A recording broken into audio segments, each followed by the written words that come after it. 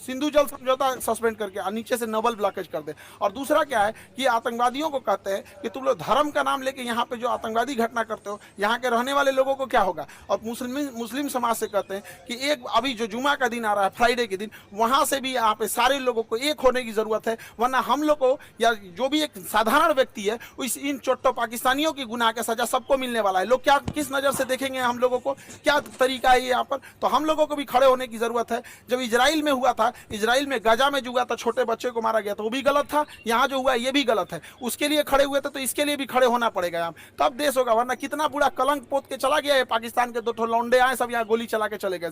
बनी बनाई इज्जत मिट्टी में मिल जाती है। एक अब्दुल कलाम होता है, एक वीर अब्दुल हमीद होता है, और यहाँ डेली 2-4 को निकल के इस तरह कश्मीर में घटना करेंगे। सब किस नजर से देखा जाएगा, हम लोग का रेपुटेशन कहाँ जाएगा। इसलिए एक सामूहिक जिम्मेदारी बनती है कि इसे कंडेम किया जाए, इसकी घोर निंदा किया जाए यहाँ चीजों को सामूहिक तौर पर। और पूरे भारत के लोगों से कहते हैं, चाहे हम तो अपने शिक्षा जगत में है, तो हम तो अपने शिक्षा जगत से हर एक टीचर से भी उम्मीद करते हैं, उनसे भी आह्वान करते हैं कि अपनी सरकार पर इस बात का दबाव बनाया जाए कि यहाँ से नेवल ब्लॉकेज होगा यहाँ से, ताकि यहाँ से कोई भी पाकिस्तानी शिप अंदर नहीं जा सकता है, ताकि 9 दिन के अंदर इसका पेट्रोलियम खत्म हो जाए। और ऊपर से सिंधु जल समझौता सस्पेंड कर देना चाहिए, ताकि कोई पानी न जा पाए और गेहूं की धान की फसलें न बोल पाए। और बरसात के समय इसे छोड़ दो, इधर दहवा के मार दो, इधर बंद करके मार दो, तब तक जब तक इनको समझ में नहीं आए। वरना ये जो है सब ना पागल हो गए हैं सब, इनका कोई इलाज नहीं है। मानवता की हद लांघ दी है सब। किसी का धर्म पूछ के मारा जाता है, किसी को इंसानियत नाम की चीज है कि नहीं, जिंदा है सब इंसानियत। कोई क्या सोचेगा यहाँ पे जी। पूरे कौम को बदनाम करके रखा है सभी पाकिस्तान। अगर पाकिस्तान को मिटा दिया जाए तो आधा दुनिया शांति से सोएगा, कम से कम एशिया में तो शांति जरूर आ जाएगी। हम सरकार से भी आग्रह करते हैं कि सर्जिकल स्ट्राइक जैसे झुनझुना से पाकिस्तान सुधरने वाला नहीं है, इसको बेंत मारना पड़ेगा।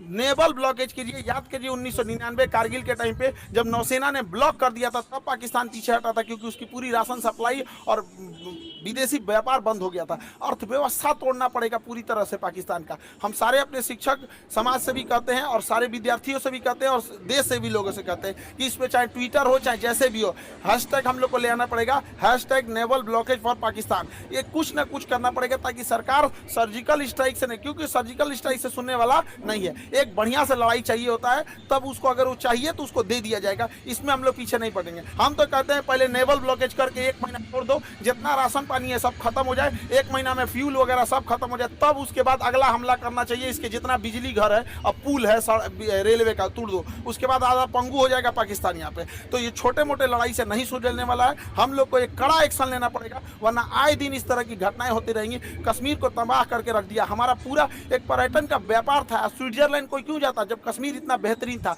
खुद कश्मीर के लोग सोच के देखो, तुम्हारा सच्चा दुश्मन कौन है, कश्मीरियों को बदनाम करने वाला कौन है, यही पाकिस्तानी। तुमसे तुम्हारा रोजगार छीनने वाला कौन है, यही पाकिस्तानी। अरे घर बैठे पर्यटक जहां होते हैं वहां पे लोगों की इनकम होती है। गोवा में जाके देखो, वहां के लोगों को घर बैठे इनकम हो जाती है। कोई स्कूटी रेंट पे लगाया, कोई होटल रेंट। ऐसे आतंकवादी घटना होगी तो क्या होगा। कश्मीर के लोगों से भी कहते हैं कि सामूहिक रूप से बाहर निकलिए और ये वहां पे विरोध दिखाइए, ताकि वो विरोध इस्लामाबाद, लाहौर, कराची तक दिखना चाहिए कि कश्मीरी भी इसके विरोध कर रहे हैं। अन्यथा इसका भुक्तभोगी सबसे बड़ा कोई होगा तो आप होंगे लोग यहाँ पर। कोई कौन भुगतेगा, जो लोकल लोग भुगतते हैं वहां पे अगर कोई घटना होती है तो। अब मारने की रही बात, हम लोग तो चुन चुन के मारेंगे लोग, चाहे किसी भी बिल में घुसे रहे लोग। 1971 मत भूलो पाकिस्तान, तुम्हारा एक टुकड़ा करके बांग्लादेश किए थे, अब अगला नंबर बलूचिस्तान का है। और सरकार से भी कहते हैं, जिस तरह मुक्ति वाहिनी का खुला समर्थन करके बांग्लादेश बनाया गया था, उसी तरह बलूचिस्तान लिबरेशन आर्मी वाले को, BLA वाले भाइयों को, पूरे बलूचिस्तान वाले लोग को कहते हैं पाकिस्तान से अलग हो जाओ, हम तो आपके साथ हैं। जैसे मुक्ति वाहिनी के समय 1971 में साथ दिए थे,